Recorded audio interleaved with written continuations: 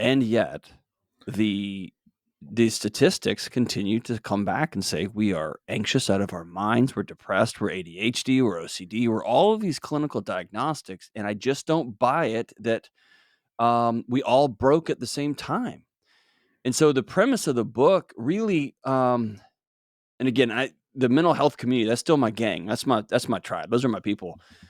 But I think the whole idea tends to rest on this notion that we're broken. There's something wrong with us. And if you're anxious, we can fix that. If you are depressed, we need to fix that.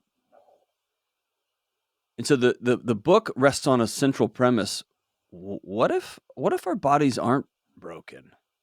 What if they're working exactly as they were designed to?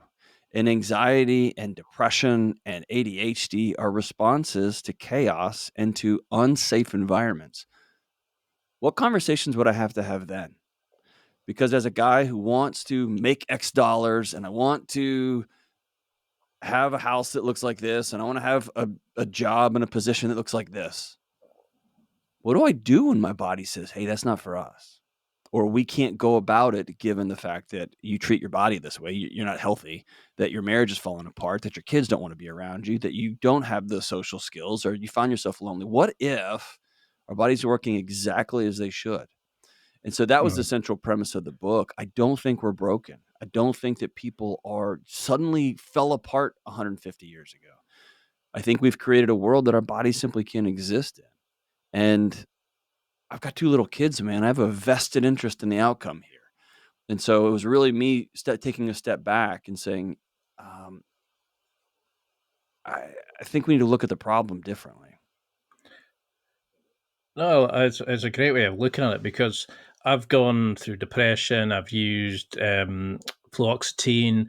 I've gone Mhm. to CBT, talk therapy, and I remember sitting in speaking to a psychologist, and she said, "You're not your thoughts.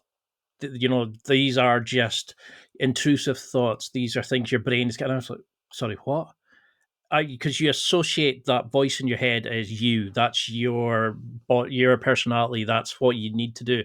You don't And realize you your always tell brain. the truth to yourself, right? You always Mhm. tell the truth to yourself because why would you lie to yourself, right? And you don't realize your brain can be your worst enemy, and it can be like a prison that you carry around. And I think that's what a lot of guys though. But you're taught to be strong, dominant, Mhm. masculine. The knobs like Andrew Tate. Oh, you have to be the Mhm. manly man, and you can't ask for help. And now, when you look at all these guys are finally getting avenues like yourself, your books, to realize it's okay not to be okay. How do you find men's health, or just mental health in general? Do you see the sort of similarities of men that are coming in? Has technology ruined us, do you think? Because instead of taking us together and connection, it's built isolation. Are you seeing a difference in the anxiety now that we had, like to what our grandparents would have had? Obviously, they had wars, etc. Are we too Yeah, yeah. easy? I mean, well, there's actually there's some pretty interesting conversations to be had around that. Um, I guess to be a nerd about it, I kind of reject the notion of mental health on its own. That's an Mhm. academic bifurcation. There's no such thing as mental health and emotional health and physical health. Um, like I Man, I was trying to show off for myself the other day with a new fitness program, and my sleep was awful, and I was in a hurry because I had spent a little bit longer spending time with my daughter in the morning before work, and I raced downstairs in my little gym I've built for myself in my garage, and I was trying to crank out my workout and get it done as fast as possible, and I hurt myself pretty profoundly doing squats, hurt my back, and I've always kind of rolled my eyes when people said I hurt my back.